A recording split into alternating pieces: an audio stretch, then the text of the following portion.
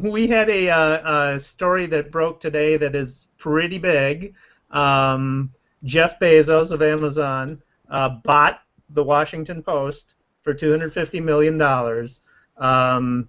So the big question is why? And so I've been watching all the coverage today on it, and even the news media covering itself. Most of it is, even the political news media is saying, well, he's doing it to have a political megaphone, that he wants to expand his apparently he's a libertarian, and will he endorse Rand Paul for president, et cetera, et cetera.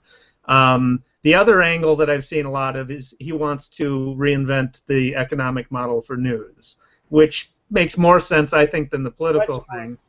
But I'm thinking, you think about all the things that Amazon has at its disposal as its assets. It's got personal purchase profiles of individuals, right? Aside from my credit card company, aside from my bank, Amazon knows more about my purchase history than anyone. And Google knows more about me than anybody, but it doesn't have that information, right? It's got the recommendation engine that's very good of recommending, you bought this, you might like that. It's got an ad network that it can tie to all that data. It's got cloud services and API expertise. They're building out a distribution infrastructure for their grocery store business and for their same-day delivery business.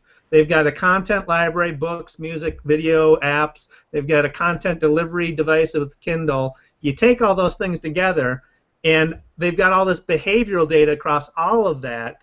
I think it's a content play. I think he bought the Washington Post for the data underlying how people use content and how that content can serve his other business. And so I think he's thinking, I'll figure out what content drives commerce.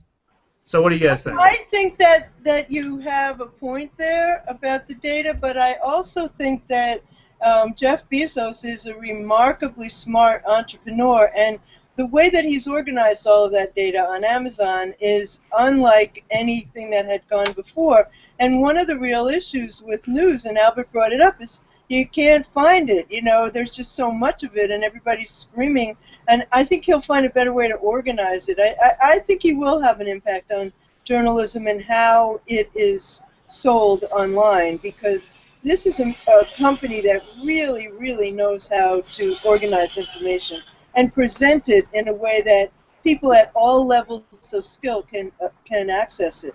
And anybody can buy stuff on Amazon. They absolutely know customer experience and how to make that the best. How to make people buy things, basically. But I think absolutely. Go ahead, Albert. I will do this show in a bra and hose if I see the headline, 5 reasons why Bezos bought Washington Post on the top masthead. That's my post for tomorrow, Albert. That's my blog post for tomorrow. Well, if it's on the Washington Post, I'm in trouble, man. I'm in trouble. The world is going on. Let's wrap it up for this week, then. I'm David Erickson. You can find me at e-strategyblog.com and on Twitter at @DErickson, and I do the daily numbers as I just cited them. You can follow them on Twitter at @TheDailyNumbers.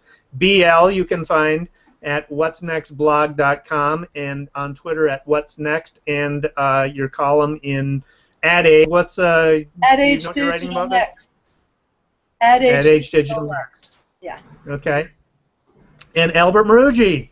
Albert, you can find at providentpartners.net and on Twitter at Albert Maruggi. And until next week, thanks for watching. Good night, everybody. Good night. Good night.